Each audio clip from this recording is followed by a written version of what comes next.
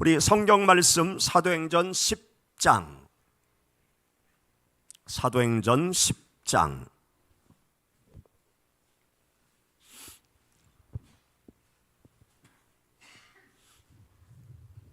사도행전 10장 17절 말씀부터 23절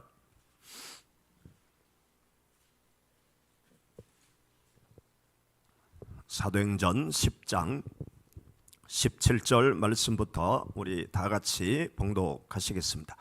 베드로가 본 바 환상이 무슨 뜻인지 속으로 의아해 하더니 마침 고넬료가 보낸 사람들이 시몬의 집을 찾아 문 밖에 서서 불러 묻되 베드로라 하는 시몬이 여기 유숙하느냐 하거늘 베드로가 그 환상에 대하여 생각할 때에 성령께서 그에게 말씀하시되 두 사람이 너를 찾으니 일어나 내려가 의심하지 말고 함께 가라. 내가 그들을 보내었느니라 하시니 그 사람들을 보고 이르되 내가 곧 너희가 찾는 사람인데 너희가 무슨 일로 왔느냐. 그들이 대답하되 백부장 고넬료는 의인이요 경외하는 사람이라. 유대 온 족속이 칭찬하더니 거룩한 천사의 지시를 받아 당신을 그 집으로 청하여 말을 들으려 하느니라 한데 베드로가 불러들여 유숙하게 하니라. 이튿날 일어나 그들과 함께 갈새 요빠에서 온 어떤 형제들도 함께 가니라. 아멘. 우리가 이번 주 25년을 보내고 26년 새해를 맞이하면서 성령을 따라 행하라 라는 주제로 함께 말씀을 통해서 은혜 받는 시간을 갖고 있습니다. 제가 성령을 따라 행하라 라는 이 주제로 성령에 대해서 여러분들에게 한 주간 동안 말씀을 드리게 되는 이유가 있습니다. 그 이유가 무엇인가 하면 이 AI, 그 눈만 뜨면 AI에 대해서 방송에서 나오고 또 뭐 신문도 AI에 대해서 나오고 온통 세상이 AI로 도배되는 듯한 느낌으로 하루하루를 요즘 살고 있습니다. 저만 그런지 모르는데 제 눈에 이 AI만 보여요. 신문을 봐도 AI, 책을 봐도 AI에 대한 책들이 수두룩하게 나오고 미래학에 대한 책들을 봐도 AI에 대한 이야기밖에 없고 이 인공지능이 현대 사회의 큰 화두입니다. 그런데 이 AI에 대해서 그 많은 이야기들을 하는 것을 제가 듣고 책을 읽고 보고 하면서 정리되는 것은 우리가 AI 연구가는 아니잖아요. 뭐 코딩이 어떻고 뭐 딥러닝이 뭐 어떻고 뭐 그런 건 사실 우린 전혀 모르잖아요. 그게 어떻게 해서 그렇게 되는지 연구하는 그 연구가들이나 잘 알지 우리는 모르잖아요. 그런데 아무것도 모르지만 우리가 가전제품 뭐 속속들이 모르지만 가전제품을 잘 쓰고 있잖아요. 핸드폰의 구조를 전혀 몰라도 핸드폰을 잘 활용만 하면 되잖아요. AI도 똑같더라고요. AI만 잘 활용할 수 있으면 돼요. 그러면 뭐 됐지. 우리 일반인들이 뭘 더 알 필요가 있겠어요? 우리가 가전제품 쓰다가 망가지면 AS 센터 갖다 주면 전문가들이 다 고쳐주잖아요. 그리고 고쳐진 거 갖다가 그 가전제품 잘 쓰기만 하면 돼요. 또 망가지면 버리고 돈 주고 사오기만 하면 되잖아요. 그렇듯이 인공지능도 사실 우리 일반인들한테는 그렇습니다. 인공지능만 잘 활용할 수 있으면 되는 거예요. 인공지능 프로그램만 잘 활용하면 되는 거예요. 인공지능이 앞으로 모든 가전제품에 다 아주 완벽하게 탑재가 될 거예요. 그러면 우리는 잘 쓰기만 하면 돼요. 뭐 더 이상 알 필요가 없어요. 깊은 것까지 괜히 알려고 하다가는 머리 뽀개져서 제명에 우리가 못 죽어요. 그래서 그냥 AI 기계 잘 쓰고 AI 프로그램을 잘 쓰면 되는 거죠. 그런데 이 AI라는 것이 그 인공지능이라는 거잖아요. 지능. 그러니까 AI가 지능을 가지고 스스로 학습을 독자적으로 계속 하는 거예요. 그래서 지식을 자꾸 쌓아가는 거죠. 지식을 자꾸 쌓으면서 응용력도 생기고 창의력도 생긴다는 거죠. 그래서 AI는 계속 발전해, 지식이 계속 그 응용력이 또 창의력이 계속 발전해 간다는 거죠. 그런데 우리가 염려할 필요 없어요. 이 AI 연구하는 사람들이 인간을 뛰어넘지 못하도록 애초에 그렇게 설계를 한다는 거예요. 뭐 인간 중에는 또 악한 인간이 있기 때문에 이상한 그 인공지능을 만들 수도 있지만 정상적인 과학자들은 인간의 지능을 뛰어넘지 못하도록, 그래서 어느 선에 가면 자폭하도록, 더 이상 올라가지 못하도록 그렇게 만든다는 거죠. 그게 인공지능 윤리 차원에서 그렇게 한다는 것입니다. 그래서 인공지능은 영원히 우리 사람을 돕는 그러한 도구로서 존재하게 될 것입니다. 그렇지 않으면 지구는 멸망할 거예요. 인공지능을 통제불능 상태가 되면 지구촌은 영화 같은 일들이 일어나서 기계에 지배당하는 인간 사회가 만들어지는, 그러면 인류 종말이 되겠죠. 그래서 인공지능은 우리가 잘 활용만 하면 되는 거예요. 그런데 이러한 세상의 아주 급격한 변화를 제가 가만히 보면서 성경 말씀을 보면서 어떤 생각을 제가 갖게 됐는가 하면, 우리 그리스도인들이 너무 모르는 게 있구나. 그게 뭔가 하면 성령 하나님에 대해서 너무 우리 그리스도인들이 모르고 있구나. 성경의 보혜사 성령이라고 말씀하신 성령 하나님에 대해서 너무나 모르고 있구나. 보혜사라는 것은 여러분들에게 한 주간 동안 계속 말씀드렸듯이 헬라어로 파라클레토스, 옆에서 나를 도와주는 분, 보혜사라는 뜻이 그런 뜻이에요. 헬라어 의미로 볼 때 옆에서 나를 도와주는 분, 그분이 바로 성령 하나님이시라는 거죠. 그런데 성령 하나님께서 옆에서 우리를 도와주는데 조력자가 아닌 거예요. 성령 하나님은 인공지능과 같은 도구가 아닌 거예요. 성령 하나님은 인격체이신 분이시고 성령 하나님은 하나님이세요. 나를 창조한 하나님, 그분이 성령 하나님이신 거죠. 그런데 삼위일체의 하나님, 성부 하나님, 성자 하나님, 성령 하나님이 계신데 성령 하나님께서 우리를 어떻게 도와주시는가 하면 나의 소원과 꿈을 이루도록 도와주시는 분이 아니에요. 내 욕망을 이루게 하시는 조력자가 아닌 거예요. 성령 하나님은 어떻게 우리를 도우시는가 하면 성자 예수 그리스도를 믿고 구원받도록 우리를 도와주시는 거예요.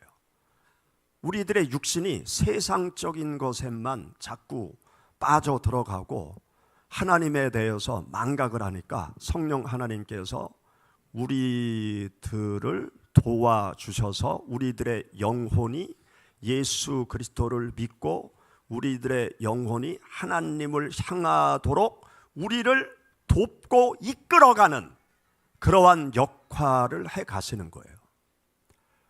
성령 하나님께서 내가 세상으로 달려가면 내 옆에서 말씀하시는 거죠. 너 지금 잘못된 방향으로 가고 있다.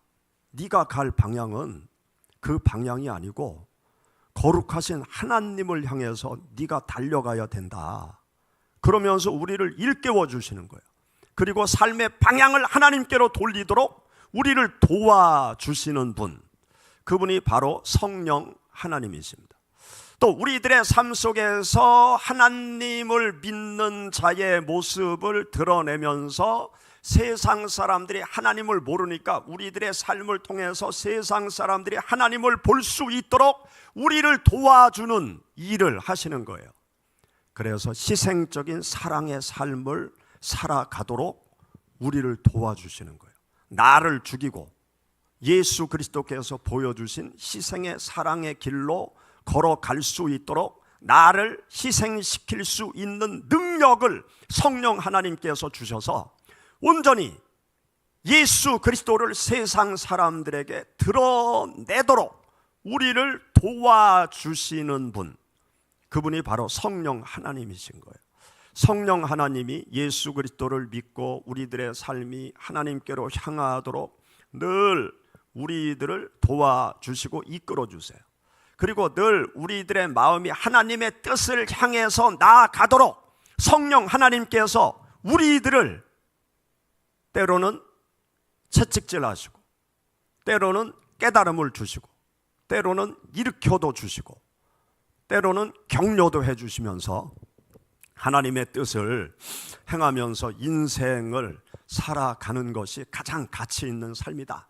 그것을 일깨워주면서 우리를 도와주시는 하나님이 바로 성령 하나님이신 거예요. 이러한 성령 하나님의 도움을 받으면 우리가 1년을, 평생을 신앙생활을 잘하면서 보람있고 가치있고 의미있는 인생의 삶을 우리 모두가 살아갈 수 있는 것입니다.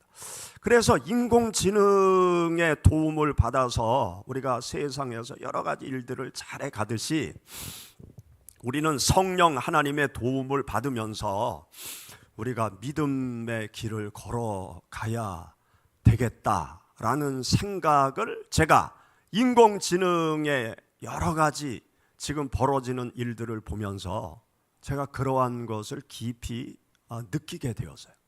그래서 25년을 보내고 26년 새해를 맞이하면서 우리 시온교회 성도님들이 성령 하나님과 함께 성령 하나님과 더불어 26년을 출발해 가면 그 어떤 해보다도 믿음의 길을 잘 걸어갈 수 있겠다. 그러한 그 생각을 가지고 보혜사 성령님에 대해서 여러분들에게 저녁마다 계속 말씀을 전하고 있는 중입니다. 오늘도 여기 사도행전 10장 말씀을 보면 사도행전에서요, 이 사도행전 10장이 너무너무나 중요한 장이에요. 왜 그런가 하면 예수 그리스도의 복음이 유대 땅에 갇힐 뻔한 그런 상황을 예수 그리스도의 복음을 온 세상으로 퍼져나가게 한 아주 결정적인 그 사건의 장이 이 사도행전 10장의 사건입니다. 이 사도행전 10장이 없다고 그러면 예수님의 제자들은요, 유대 땅 밖으로 절대로 나가지 않았어요. 예수 그리스도의 복음을 들고 유대 땅 안에서만, 이스라엘 백성들을 향해서만 예수 그리스도를 믿고 구원받아라, 그 복음을 전했을 거예요. 왜냐하면 예수님의 12 제자들이 이 편협한 유대인의 선민의식을 가지고 하나님이 이스라엘 백성만 사랑하고 구원하듯이 예수님께서도 이스라엘 백성만 사랑하고 이스라엘 백성만 구원하기 위해서 이 땅에 오셨고 십자가에 죽으셨고 다시 부활하고 하늘로 승천하셨다, 그렇게 믿고 있었단 말이죠. 그래서 여기 사도행전 10장에도 보면 베드로가 고넬료라는 이방인 로마 중대장의 집에 안 가려고 해요. 그리고 로마 중대장, 이 헬라 로마 중대장 집에 갔을 때도 뭐라고 얘기하는가 하면, 네가 유대인들이 이방인들과 상종도 하지 않는 것을 네가 알지 않느냐? 그런데 왜 나를 불렀느냐? 그러한 자세로 로마 중대장 고넬료에게 다가간단 말이죠.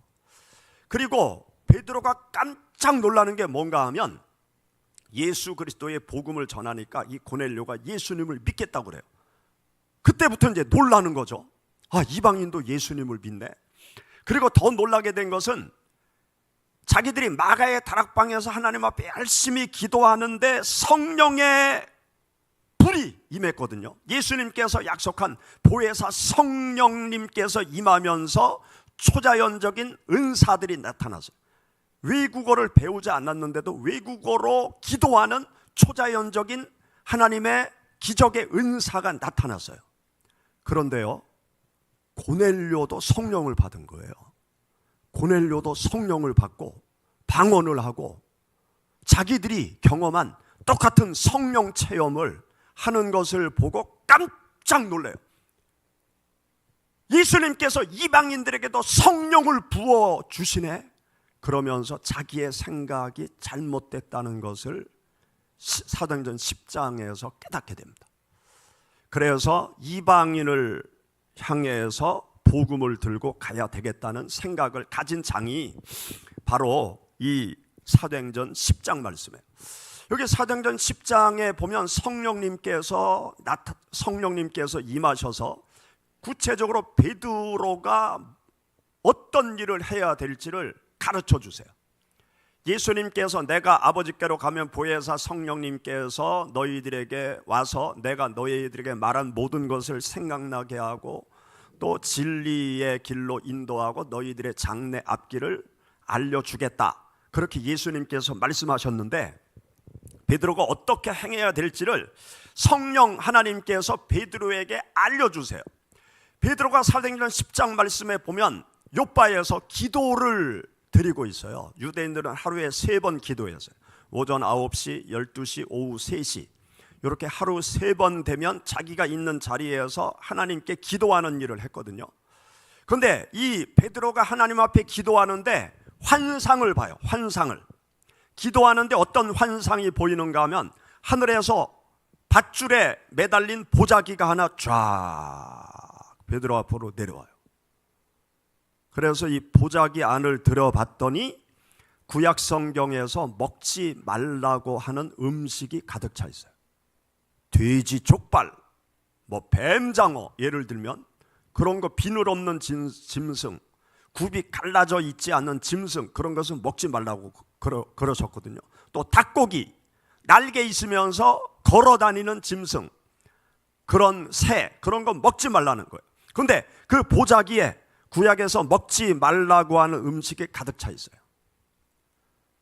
그런데 그때 하늘에서 음성이 들려온, 하나님의 음성이 들려요. 베드로야 먹어라, 그래요. 그러니까 베드로가, 하나님, 이거 부정한 음식이라 못 먹습니다, 안 먹습니다. 그러니까 그 보자기가 다시 하늘로 쭉 올라가요. 그리고 다시 하늘에서 밧줄이 내려오는데 또 보자기가 하나 밧줄에 달려 내려오는 거예요. 그래서 베드로 앞에 또 내려와서 보니까 또 구약 성경에 먹지 말라고 하는 음식이 보자기에 쌓여 있어요. 그런데 하늘에서 또 음성이 들려오죠. 베드로야 먹어라, 그래요. 그러니까 똑같이 이 부정한 음식은 저는 안 먹습니다.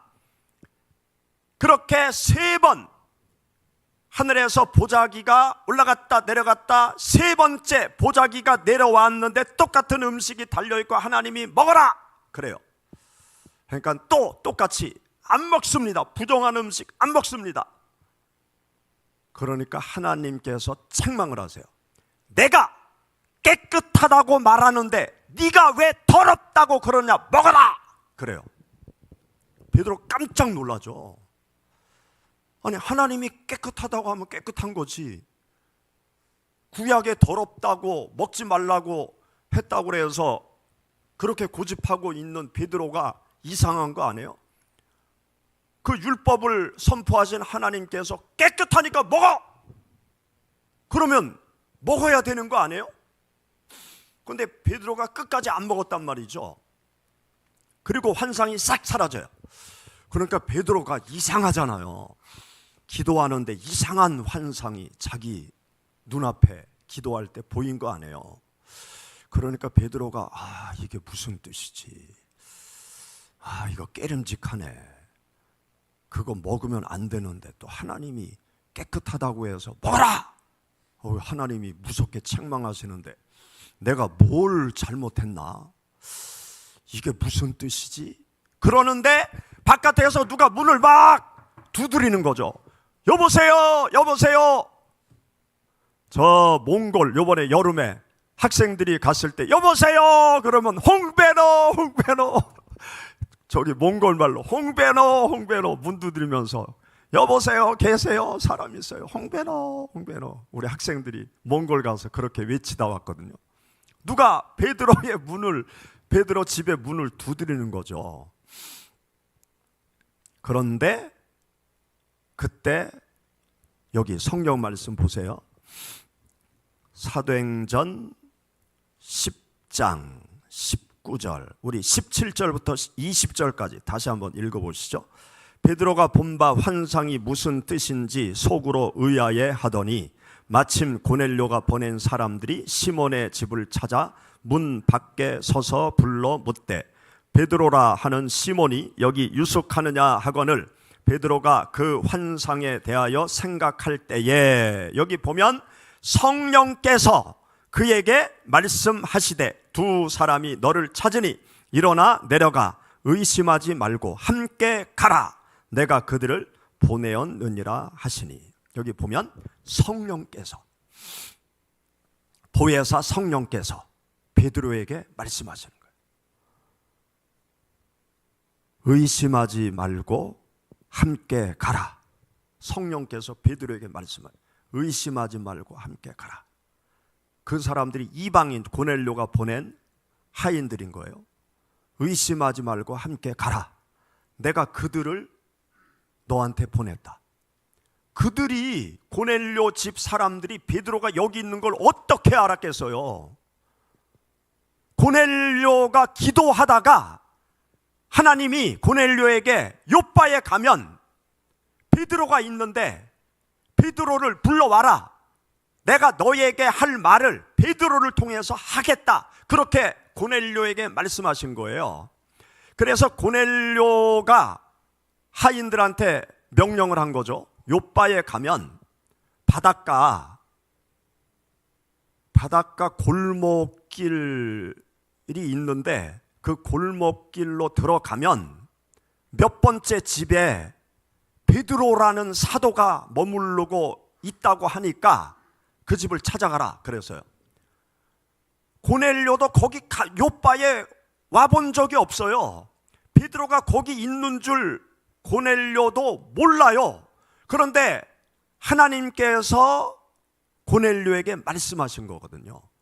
그리고 그 명령을 따라서 고넬료가 자기 집 사람들을 요빠에 보내서 문을 두드릴 때 성령께서 베드로에게 가르쳐 주는 거죠.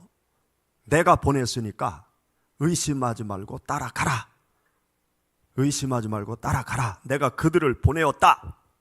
그렇게 성령 하나님께서 베드로가 환상에 대해서 생각할 때 베드로가 해야 될 일, 가야 될 길을 성령 하나님께서 베드로에게 알려주신 거예요. 그러면 성령 하나님께서 베드로에게만 해야 될 일, 가야 될 길을 알려주실까요? 여러분들에게는 하나님께서 해야 될 일, 가야 될 길을 안 알려주실까요? 그냥 성경 속의 이야기일까요? 나에게는 이러한 일이 안 벌어질까요? 성경 속의 얘기라고 그러면 기독교가 이미 사라졌어요. 성경 속의 얘기가 우리들의 삶 속에 계속 이루어지고 있는 거예요. 성령 하나님께서 해야 될 일과 내가 가야 될 길을, 여러분들이 해야 될 일과 여러분들이 가야 될 길을 항상 알려주세요. 그런데 내가 귀 닫고 눈 감고 애써 외면하니까 하나님께서 해야 될 일을 말씀하셔도 내가 하지 않고, 가야 될 길을 말씀하셔도 내가 가지 않고 있는 거죠. 그러니까 하나님의 역사하심을 체험하지 못하는 거예요. 하나님은 죽은 하나님이 아니에요. 하나님은 지금도 내가 해야 될 일, 내가 가야 될 길을 여러분 각자에게 계속 말씀해 주고 계신다고요. 왜 애써 귀 막고 애써 눈 감고 내 생각대로 내 판단대로 해야 될 일 생각하고 가야 될 길만 가려고 하십니까? 성령 하나님의 인도를 받으면서 우리가 해야 될 일, 가야 될 길을 우리가 걸어가야 돼요. 그래야 살아계신 하나님을 체험하지. 그래야 여러분들을 통해서 하나님이 역사하시죠. 하나님의 살아계심을 내가 체험하려면 하나님이 해야 될 일 말씀하시면 상황 보지 않고 하고, 하나님이 가야 될 길을 보여주시면 상황 생각하지 말고 그 길을 가야 하나님이 역사하시는 것을 내가 체험하고 경험하고 살아계신 하나님을 증거하면서 우리가 살아갈 수 있을 것입니다. 제가 목회를 하면서 제가 지금 둔산동 여기 수정 아파트에 와서 목회를 하잖아요. 그런데 제가 둔산동, 대전 둔산동 수정 아파트에 와서 이렇게 목회를 하는 것이 하나님의 인도하심을 따라, 성령의 인도하심을 따라 여기까지 와서 제가 목회를 하고 있는 거예요. 사실은 성령의 인도를 따라 제가 제대로 순종을 했으면 저는 아마 중국에서 지금 선교사로 있을 거예요. 그런데 제가 생각을 잘못하고 중간에 판단을 잘못하고 열심히 기도를 해놓고도 하나님이 길을 다 열어주셨는데 내 생각과 내 판단을 따라오다 보니까 제가 여기 와 있어요. 사실은 제가 신학교 들어갈 때 중국 선교사로 가려고 신학교에 들어갔습니다. 그리고 4년 동안 날마다 새벽마다 하나님 중국으로 가게 해주세요. 그런데 그때 중국과 수교가 되지 않아서 한국 국적을 가지고는 중국에 갈 수 없었어요. 그런데 미국이 카터 대통령 때 중국하고 핑퐁 외교를 하면서 그 등속평 시절에 미국, 중국이 수교를 맺었어요. 그래서 미국 시민들은 중국을 자유롭게 갈 수 있게 됐던 거예요. 그래서 제가 4년 동안 계속 기도하기를, 하나님 미국에 가게 해주세요. 미국을 거쳐서 중국 선교사로 가게 해주세요. 그렇게 4년 동안 기도했어요. 그런데 정확하게 4학년 2학기 때 제가 다니던 교회 목사님이 미국에 집회에 갔다가 미국 교회에서 전도사 초빙을 하겠다고 그러면서 국제 전화를 해왔어요. 미국에 오겠느냐? 그런데 그때 제가 잘못 생각하고 잘못 판단을 해서 하나님의 인도를 따라 미국으로 갈 수 있는데 못 갔어요. 제가 경험이 없다 보니까 군대 갔다 와야 미국에 가는 줄로 알았어요. 그때 당시는. 그때 미국 가기도 너무너무 힘들었거든요. 우리 한국 국적을 가지고 82년도 미국 간다는 게 정말 힘들었어요. 그런데 이 종교 비자로 미국 교회에서 그 종교 비자로 초청 이민 형태로 가기는 쉬웠어요. 미국이 목회자들에 대해서는 쉽게 문을 그때 당시 열어주고 있을 때였거든요. 그런데 저는 군대 갔다 와야 외국에 가는 줄로 알고 군대 갔다 와서 제가 가겠습니다. 그래서 하나님이 문을 다 열어주신 그 길을 제 생각, 판단 미스로 이제 못 가게 됐죠. 그래서 대학원 마치고 이제 군대로 갔습니다. 군대로 갔는데 제대할 때쯤 제 머릿속에는 어떤 생각으로 가득 차게 되었는가 하면 교회 개척을 해야 되겠다. 그 생각으로 가득 차게 되었어요. 그래서 하나님 제대하면 교회를 개척할 길을 열어 주옵소서. 제가 중국 선교사로 나가기 전에 한국에 조국과 민족을 위해서 한국에 교회를 하나 세울 수 있도록 하나님 길을 열어 주옵소서. 그렇게 기도하고 제가 군에서 제대를 했습니다. 군에서 제대를 하고 이제 개척을 하려고 여기저기 찾아다녔어요. 학교 교수님도 찾아가고 또 고향교회 목사님도 찾아가고 또 군에 가기 전에 제가 가서 설교하던 춘천이라는 곳도 찾아가 보고 또 그때 한참 그 안산 지역에 안산 공단이 막 생길 때 그 안산 지역에도 찾아가 보고 또 저 충청도 그 대산, 태안 그쪽에 대산, 그 대산 공단이 앞으로 선다고 그래서 그쪽 지역도 찾아가 보고 뭐 저쪽 그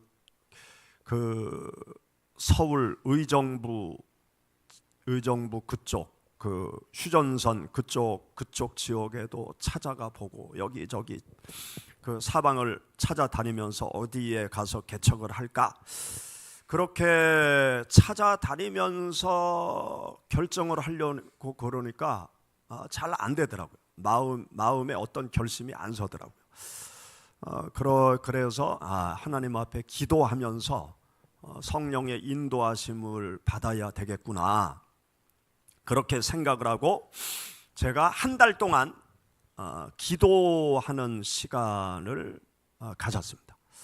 그래서 첫째 주에는 저 괴산 그 괴산 쪽에 있는 어느 기도원을 갔어요. 그 기도원 원장님이 아주 신령한 그 능력을 가지고 있다고 그래서 장로교 신학교 다니는 후배 교회 후배하고 거기 기도를 하러 갔어요. 기도를 하러 갔는데 그 원장님이 어디 다른데 출타를 하셨다고 그래서 며칠 기다리면서 기도하니까 그 기도원 원장님이 오시더라고요. 근데 나하고 후배 그 신학교 다니는 후배 그 전도사하고 같이 갔는데 저를 보자마자 그 기도하면서 저한테 그러는 거예요. 하나님이 말씀의 종으로 삼으셨네요. 이제 그런 이야기를 저한테 한마디 들려 주시더라고요. 그런데 그 말씀의 종으로 하나님이 세우셨다는 말은 제가 신학교 다닐 때 저희 어머님이 기도하는 중에 하나님이 예언의 말씀을 주셨는데 저한테 그러더라고요. 하나님이 말씀의 종으로 세웠다고 그런다. 그리고 그 다음에 또 한마디 저희 어머니가 얘기하셨는데 하나님이 너하고 대전에 가서 개척을 하라고 그런다. 제가 신학교 다닐 때인데 그렇게 얘기하시는 거예요. 그래서 아이고 어머니 제가 신학생인데 무슨 개척을 합니까? 그러고 이제 싹 잊어버렸어요. 그런데 제가 개척을 하려고 그 기도원에 갔는데 그 기도원 원장님이 말씀의 종으로 세웠다. 그 이야기를 저한테 들려주는 거예요. 그런데 옛날 어머니가 그 기도하면서 하나님께서 말씀하셨다는 그 이야기가 이제 떠오르더라고요.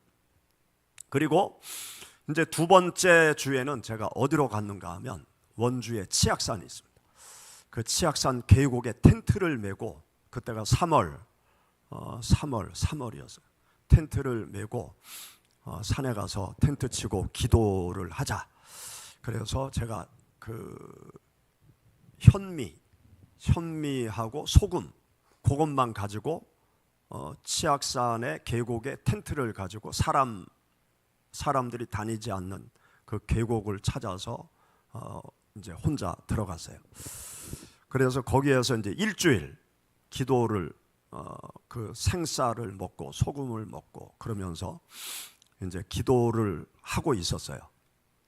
그런데 주말이 되니까 이 사람들이 그 치악산 계곡에 이렇게 놀러 오는 거예요. 날씨가 조금씩 풀려가니까 그래서 정신이 헷갈리더라고요. 그래서 안 되겠다, 다른 데로 가야 되겠다. 그래서 텐트를 다 싸가지고, 보따리를 싸가지고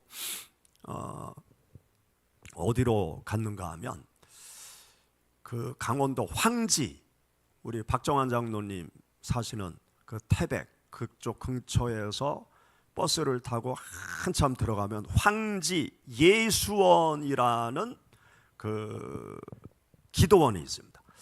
그 미국의 토레이 성공의 신부님이 운영을 하는 그 기도원이에요. 지금도 그 증손자가 지금도 운영을 합니다. 여러분 기회가 되시면 한번 가보세요. 황지 예수원이라는 곳이 있습니다. 거기는 모든 게 무료예요. 그런데 3일 이상 머무르면 노동을 해야 돼요.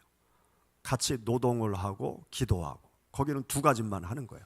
노동하면서 기도하고, 기도하면서 노동을 하고. 기도는 노동이다, 노동은 기도다. 그런 그 표어가 그 황지 예수원에 가면 있습니다. 그래서 기도하는 게 노동이요, 노동하는 게 기도다. 노동하면서 기도하고, 기도 자체가 노동보다도 더 힘들기 때문에 기도는 노동이다. 그래서 기도를 하든지 일을 하든지 거기 가면 둘 중에 하나를 해야 돼요. 그런데 먹는 건 다 공짜예요. 거기 꼭대기 올라가면 동해바다가 보여요. 거기는 한 5월 말까지도 눈이 쌓여 있습니다. 그 황제 예수원에 이제 제가 갔어요. 가서 계속 거의 한 달 동안 제가 기도하는 제목은 어디에 가서 하나님 개척을 할까요? 그 기도 제목 가지고 이제 황지 예수원까지 가서, 예수원에 가서는 이제 금식 기도를 시작했어요. 금식 기도를 하는데 그 산 비탈로 쭉 올라가면 이제 숙소가 있어요. 그런데 거기 그 숙소에 갔더니 3월 거의 말경 됐는데 그 몇몇 사람들이 같이 거기서 기도를 하러 왔어요. 그런데 어떤 청년하고 이제 이야기를 하는데 자기가 대전에서 왔대. 대전 을지대 인턴 과정을 밟고 있는 사람이라고 자기를 소개하는 거예요. 그래서 저도 소개를 했죠.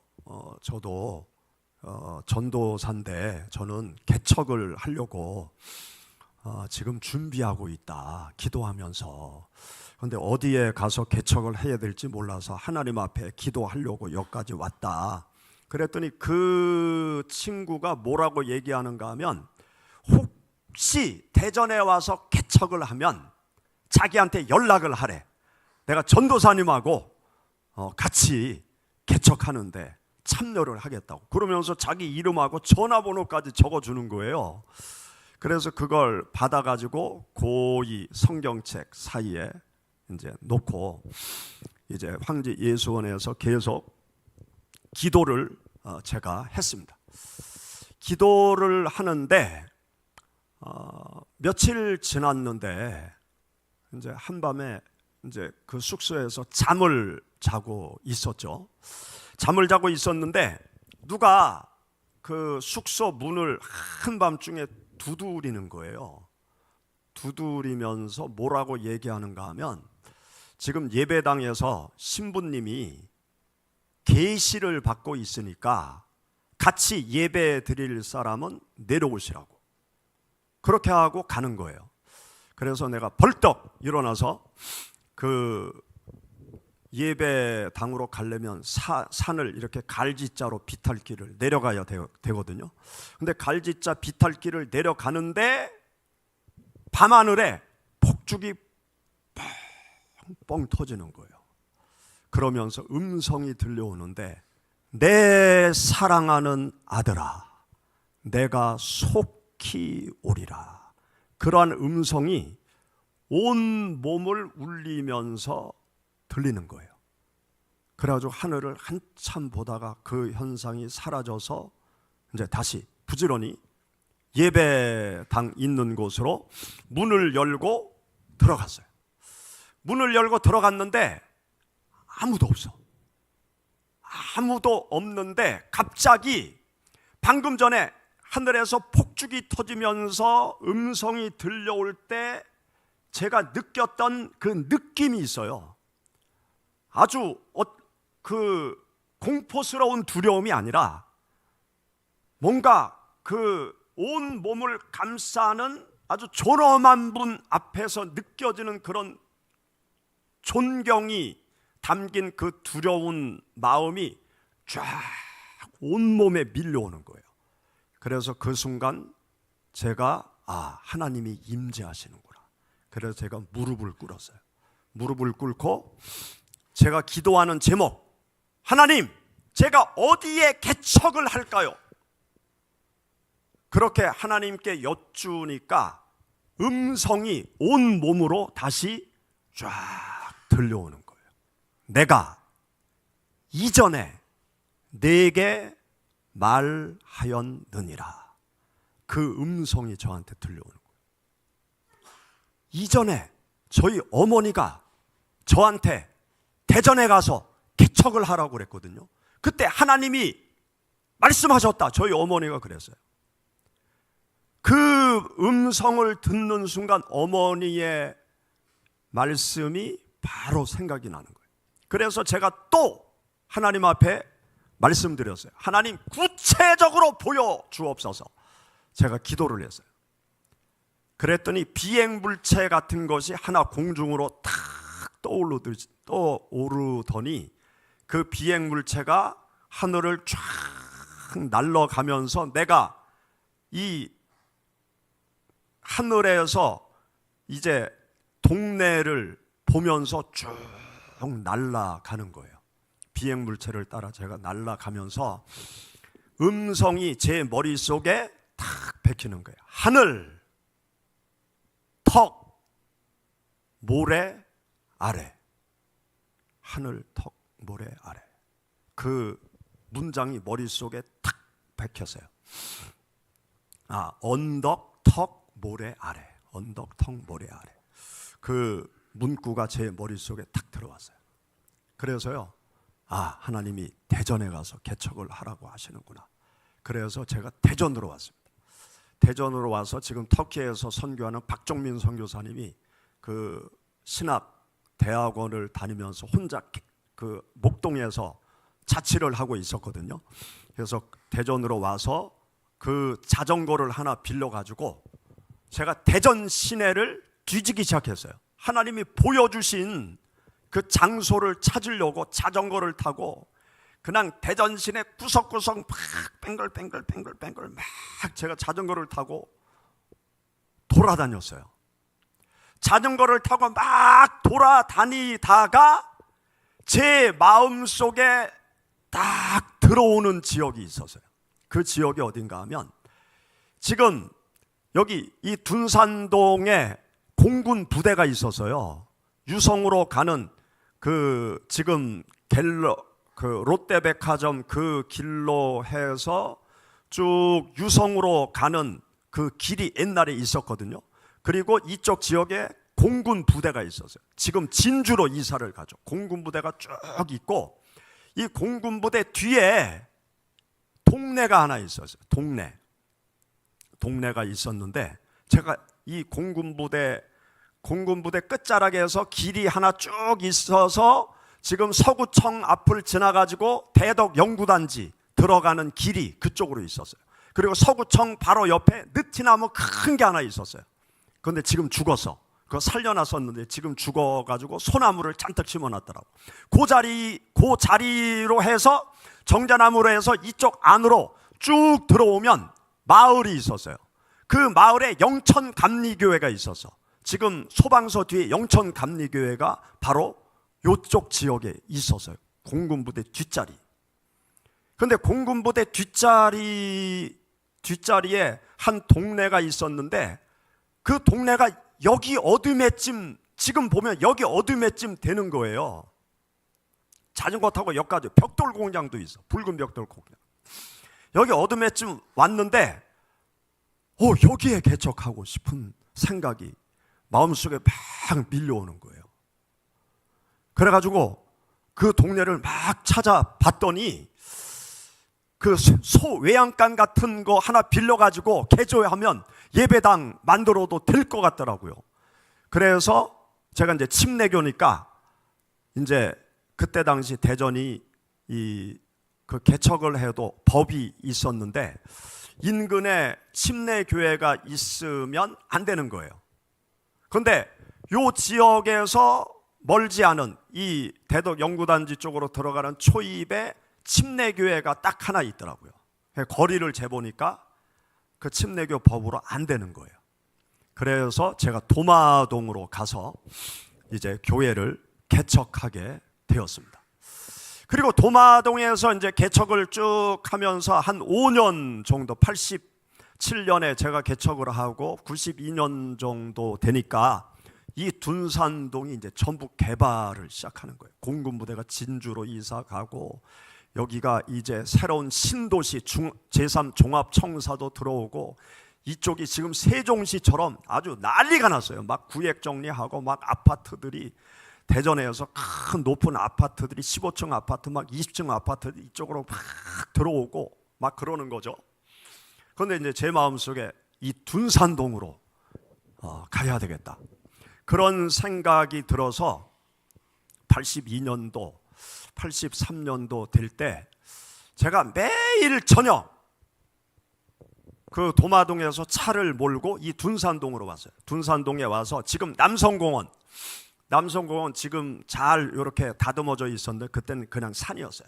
그 남성공원 꼭대기에 올라가서 돗자리를 깔아놓고 매일 저녁 하나님 앞에 기도했어요. 하나님, 이 둔산동으로 오게 해 주옵소서. 교회를 이 둔산동으로 옮겨가게 해 주옵소서. 여기 저녁 때마다 제가 와서 기도를 했어요.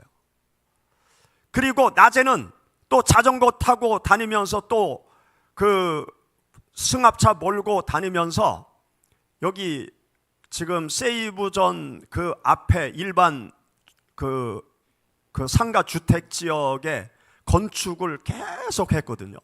그래서 새로 땅 파는 데만 나타나면 제가 쫓아가서 교회로 달라고, 교회로 건물을 잘 안 주거든요. 그래서 그거 공사하는 데마다 찾아가서 교회로 달라고 그러면 안 준다고, 다들 교회로 안 준다고 그러는 거예요. 그러면서 계속 남선 공원에 와서 기도하면서 이 둔산동으로 오게 해달라고 하나님 앞에 기도를 계속 드렸는데, 어느 날 도마동에서 예배를 드리는데 예배 중에 한 부부가 문을 삐거덕 거리면서 예배 드리러 오는 거예요. 예배 드리러. 주일날 낮 예배 시간 조금 늦은 시간에. 그리고 예배를 드리고 그분들이 이제 돌아가는데 제가 인사를 이제 하는 거죠. 반갑다고, 어떻게 오셨느냐고. 그랬더니 무슨 볼 일이 있어서 그 본교회 가려고 하니까 시간이 늦고 그래서 이렇게 눈에 보여서 교회에 들어왔다고. 그런데 마음속에 이상한 생각이 드는 거예요. 좀 더 자세히 물어봐야 되겠다. 그래서 무슨 볼 일이 있으셨습니까? 제가 물어봤어요. 그랬더니 건축 일로 인해서 가수원에 갔다가 오는 중이래. 그런데 그때 갑자기 뭔가 느낌이 확 오는 거예요. 그래서 제가 또 물었어요. 어디에 건축하시냐고. 그랬더니 둔산동 한양아파트 사거리 거기에 건축을 한다는 거예요. 그런데 마음속에 확신이 들더라고요. 아, 하나님이 보내셨구나. 그래서 제가 그 자리에서 바로 뭐라고 그랬는가 하면, 그 건축하면 거기 지하를 예배당으로 달라고, 우리가 둔산동으로 지금 가려고 한다고. 그러니까 그분들이 뭐라고 얘기하는지 아세요? 소름이 끼치더라고요. 그렇지 않아도 지하를 교회로 주려고 그랬대. 하나님이 보내신 거죠. 그래서 제가 그 자리에서 바로 뭐라고 그랬는가 하면, 그 지하에 기둥이 있느냐고. 그랬더니 기둥이 있대. 제가 또 뭐라고 그랬는가 하면, 지금 그 설계가 끝났나요? 그랬더니 지금 설계 중이래. 그러면 저하고 같이 가서 그 설계하는 사람한테 가자고. 그래서 지하 기둥을 싹 없애달라고. 그러니까 그분들이 그러자고. 그러면서 예배 끝나자마자 차 타고 가수원으로 갔어요. 건축업자한테 가서 설계 도면 보고 이거 기둥 없애라고, 그래야 예배당으로 쓰기 좋다고. 그래가지고 그 설계도 보고 기둥 예배당에 있는 거, 이거 기둥 때문에 저기 가로막히잖아요. 기둥 빼라고. 그래서 설계 도면에서 기둥 뺐어요. 그래가지고 둔산동으로 왔습니다. 둔산동으로 와서 제가 충남고 사거리에서 이제 한 5년 있으면서 금요일 날 되면 제가 또 교회 학생들, 우리 양선희 집사님 그때 같이 기도를 했는지 모르는데 도마동부터 같이 왔어요. 그 충남고 사거리에서 금요일 날 되면 어떤 일을 했는가 하면 돗자리 들고 샘머리 1, 2단지 사이, 그때는 이렇게 구획 정리만 되고 아파트가 안 세워졌을 때였어요. 1, 2단지 사이 구획 정리된데 거기 은박지 가지고 와서 기도를 했어요. 하나님, 이곳에 교회를 세워 주옵소서. 그렇게 하고 싶은 마음이 드는 거예요. 성령께서 그렇게 인도하시는 거죠. 그래서 1, 2단지 사이에서 하나님 앞에 계속 기도를 했습니다. 그런데 나중에 여기 이제 아파트가 들어서게 되었잖아요. 그런데 이제 저의 생각이 미처 하나님의 인도하심을 쫓아가지 못했다는 걸 또 말씀을 제가 드리는데, 그때 당시 그렇게 계속 기도하는 중에 어떤 일이 벌어졌는가 하면 샘머리 1단지 유치원, 1단지 유치원을 분양을 하는데 분양이 안 되는 거예요. 왜 분양이 안 됐는가 하면 그 샘머리 초등학교의 병설 유치원이 처음부터 들어서는 거예요. 공무원 아파트니까 공무원들을 위해서 그 병설 유치원을 같이 세웠어요. 그러니까 그 옆에 유치원 누가 들어오겠어요. 그래가지고 이 유치원이 안 팔려. 그래서 그때 당시 그 유치원을 얼마의 분양 수의 계약금이 나왔는가 하면 2억 3천. 지금 생각하면 완전히 껌값이죠. 껌값. 당장 대출 받아서 제가 지금은 살 수 있어. 그런데 그때는 제가 가진 돈이, 교회가 가진 돈이 한 3천만 원 정도밖에 없었으니까 2억 3천 엄청난 돈 아니에요. 그러니까 이 믿음의 배짱이 없으니까 그걸 계약하러 해 말어, 돈이 없네. 그러면서 그거 계약을 제가 못했어요. 하나님이 판을 다 깔아주시는데 제 믿음의 배포가 적어서 그 유치원을 못 샀어요. 그때 샀으면 거기가 이제 교회가 되는 거죠. 교회가. 지금 샘머리 1, 2단지 사이에 교회가 없어요. 그 모든 일련의 과정을 쭉 보면은요, 하나님께서 기도를 하게 하세요. 기도를 하게 하죠. 하나님을 위하여 내가 무엇을 해야 될지 성령 하나님께서 우리들의 마음속에 소원함을 주세요. 그 소원함을 주시면 그 소원함의 씨앗을 가지고 내가 하나님 앞에 기도하면 그것이 구체적으로 현실화되어지는 때가 우리들에게 다가와요. 현실화되어지는 때가 되었을 때 우리는 무조건 하나님의 말씀에 순종해서 무조건 하나님이 가라고 하시는 대로, 말씀하시는 대로, 하라고 하는 대로 우리는 무조건 하면 내가 상상할 수 없는 하나님의 역사하심을 경험하고 간증을 우리가 할 수 있게 되는 것입니다. 여기 베드로가 성령님께서 따라가라고 말씀하시잖아요. 의심하지 말고 따라가라. 그래서 고넬료의 집으로 따라가서 예수 그리스도의 복음을 전하니까 이방인도 예수 그리스도를 믿고 이방인에게도 성령 임하는 것을 보고 예수 그리스도의 복음이 유대인에게만 한정된 것이 아니라 이방 모든 나라 사람들을 위한 예수 그리스도라는 사실을 깨닫고 예수님의 제자들이 그때부터 이방인의 땅을 향해서 복음을 들고 나가서 오늘날 우리가 예수 그리스도를 믿는 이러한 축복된 역사가 일어나게 된 것입니다. 만약에 베드로가 성령의 명령을 거부했다고 그러면요, 예수 그리스도의 복음은 이스라엘의 복음으로 끝나고 말았을 거예요. 민족 종교로 끝나고 말았을 거예요. 그런데 성령께서 베드로의 생각을 깨트리시고 성령께서 명령하실 때, 성령의 말씀을 쫓아 행해 나갈 때 하나님의 역사하심이 사도행전을 통해서 나타나게 된 것입니다. 하나님의 인도하심을 따라 제가 순종하면서 여기까지 오니까, 여기 이 수정 아파트라는 지역에 주님의 교회가 선 것이 아닙니까? 저는 아무것도 없어요. 제가 한 게 없어요. 뭐 제가 돈이 있었습니까? 대전 올 때 5만 원 가지고 왔어요. 5만 원 가지고 여기 충청은행이 옛날 충청은행이었거든요. 이 충청은행을 제가 어떻게 샀어요? 어떻게 살 수 있겠어요? 그런데 하나님이 여기 교회를 세우셨잖아요. 하나님께서 인도하심을 따라 오니까 여기에 주님의 교회가 세워지게 된 것입니다. 앞으로도 하나님께서는 주님의 교회를 이 지역에 더 든든히 세우고 이 지역에 더 많은 영혼을 구원하기 위해서 하나님께서 우리 시온교회를 향해서 말씀하실 거예요.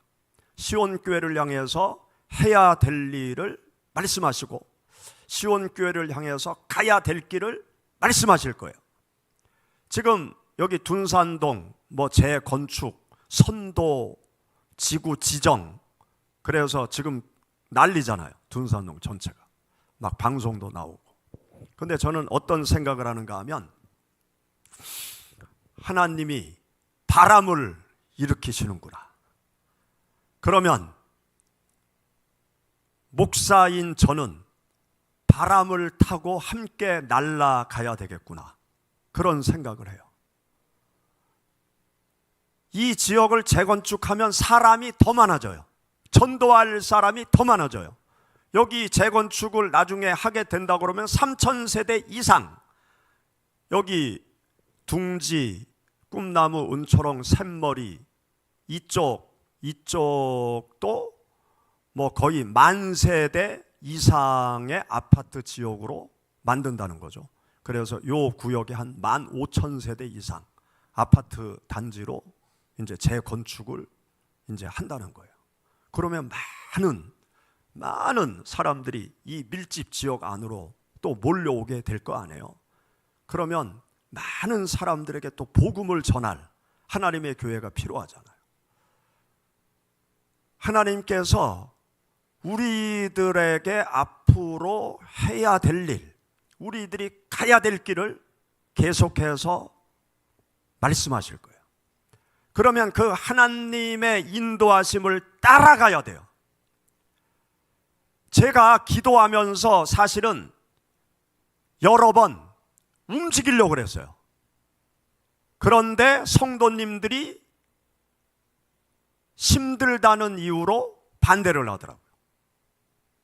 그래서 사실은 샘머리 상록스토어 거기가 1층, 2층, 3층, 4층, 5층까지 있는데 그 5층 전체를 계약까지 했었어요. 그리로 옮겨가려고. 그런데 성도님들이 거기 가면 시온교회 안 나오겠대. 그래서 제가 쫄아가지고, 제가 아주 연약한 인간이라 쫄아서 아유 교회 안 나오면 어떡하나, 그래가지고 그거 계약금까지 걸고 포기했어요.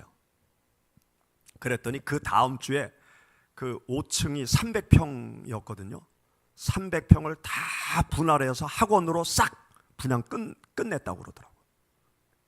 학원 자리로 너무 노른자였어요. 만약에 시온교회가 그때 그 상록스토어 그 5층 꼭대기로 올라가서 열심히 선교 사역을 하면 그 300평이 꽉 찼을 거예요. 그 이후 제가 하나님 앞에 회개했어요. 하나님이 감동 주시면 무조건 간다. 하나님이 감동 주시면 무조건 한다. 죄송한 얘기지만 성도들의 육신적인 말은 절대로 듣지 않는다. 제가 그렇게 결심을 했어요. 그래서 하나님이 감동 주시면 성령의 인도하심을 따라 내가 목회의 길을 걸어간다. 기도할 때 하나님이 감동 주시는 것들이 있어요. 그러면 사람 보지 말고 환경 보지 말고 하나님의 감동을 쫓아가자.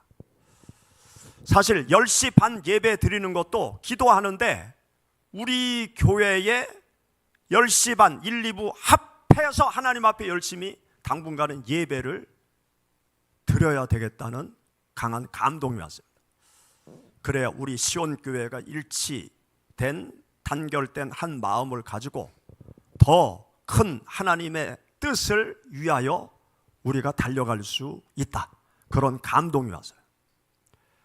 그래서 여러분들이 26년도 아니 여러분들의 평생의 삶을 살아갈 때 내 옆에 인공지능보다도 더 뛰어난 성령 하나님, 보혜사 성령 하나님이 나와 함께 하신다는 사실을 여러분들이 꼭 인지하시기 바랍니다.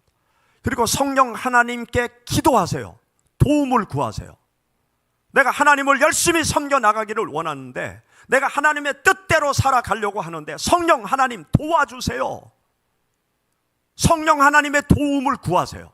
그럼 성령 하나님께서 여러분들의 삶 가운데 하나님의 뜻을 행할 수 있도록 하나님이 길을 열어주시고 하나님께서 앞서 인도해 주시고 여러분들을 뒤에서 밀어주시면서 하나님의 뜻을 행할 수 있도록 하나님께서 도우실 거예요.